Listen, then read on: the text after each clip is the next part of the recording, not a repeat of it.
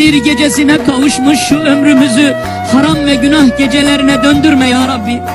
Allah'ım ne olur bizi bağışla. Allah'ım ne olur bizi affet. Allah'ım ne olur bizi affet. Allah'ım Müslümanlara yardım eyle. Allah'ım müminlere yardım eyle. Sahipsiz kaldık ya Rabbi.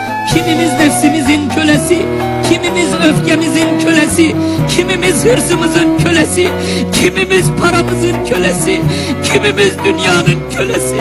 Maskara maymunlara döndük ya Rabbi. Ya Rabbi, Kadir gecesi olmayacaksa bu ne zaman olacak?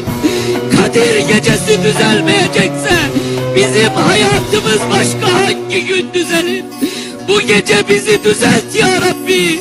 Bu gece bizi doğru yola ilet ya Rabbi. Sapmayan ve saptırmayan bir yol nasip eyle. Allah'ım ya Rabbi, şeytanlar ard ardınca gelse de bu geceden sonra bizi Kur'an'dan koparma ya Rabbi. Kur'an'dan ayırma ya Rabbi.